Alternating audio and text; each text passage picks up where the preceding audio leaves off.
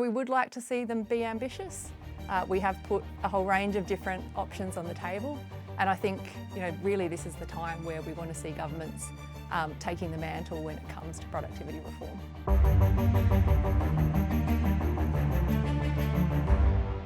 How would you describe the magnitude of the challenges now confronting the economy?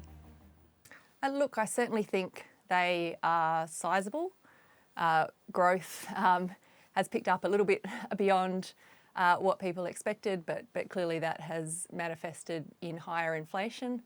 And ultimately, the big challenge is productivity. How do we make sure that we increase the productive capacity of our economy so we can continue to grow our incomes and our wages without those inflationary breakouts? What's the response been from government to the 47 recommendations the Commission made in December to support productivity growth? Look, the government is still working through them, understandably. They only received the reports in the lead up to Christmas. There are a couple of recommendations in the report where we've already seen some progress. So, for example, the work on streamlining environmental approvals, which is really important for the supply of housing, the supply of clean energy infrastructure. We've seen some legislation on that already.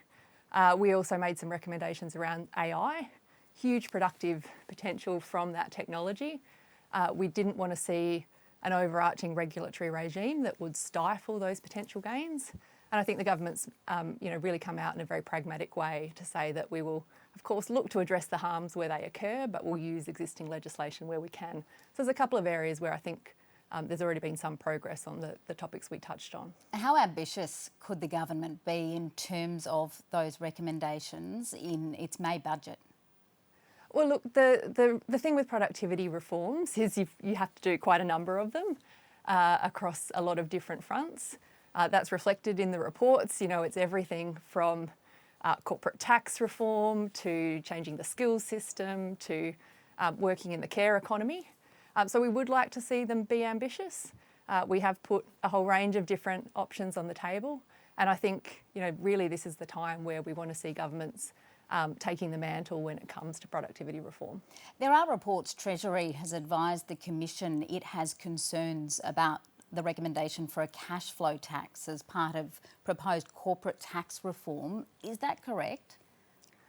Look, that was just part of the normal back and forward as we work through policy proposals. So, very rightly, Treasury raised some challenges in implementation, which we've worked through with them and the Tax Office and others, and they've informed the final shape of those recommendations that we've made. Does that mean corporate tax reform is unlikely to feature in the May budget? Look, that's really a decision for the government. We've put forward a package for corporate tax reform that is revenue neutral, that helps stimulate investment and growth. We think it's a strong package. We also put forward a number of other options if the government was happy to take a budget hit as part of a broader package of corporate tax reform. From here on in, really, that's something for the government to work through. In a separate report, the Commission looked at housing late last year. Is it time to change the settings for property investors, starting with scaling back the discount for capital gains tax? Look, that's not something that we addressed in these reports. What I've said in the past is certainly you can think about that in a broader package of income tax reforms, and that may be something that government's considering. It's not something that we've done detailed analysis on. Do you think you will take a look at it? If we are asked to, of course, we would look at that. The Treasurer remains committed to implementing further cost of living measures, including 2 more income tax cuts. What's your view on whether they will exacerbate the inflation problem and whether they should be targeted to those who need them most? Look, it's not really what we do to sort of comment on the macroeconomic fluctuations and inflationary pressures. We have said in the past that there's a good case to look at the tax system in terms of being a productivity lever. There is concerns that the rates of income tax may be creates disincentives to work and invest.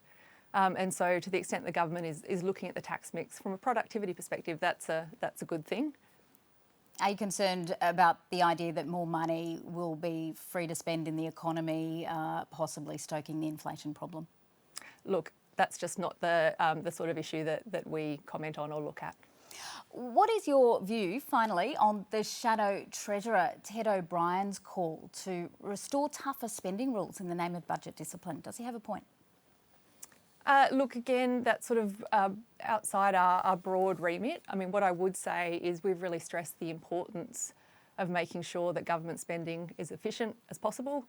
So we've done, for example, work looking at the care economy and working out how we can continue to provide great care for our citizens, but do so in the most efficient way. So we certainly think government should always be looking for opportunities in order to deliver its spending more efficiently. Danielle Wood, thank you for joining the program. Thank you for having me.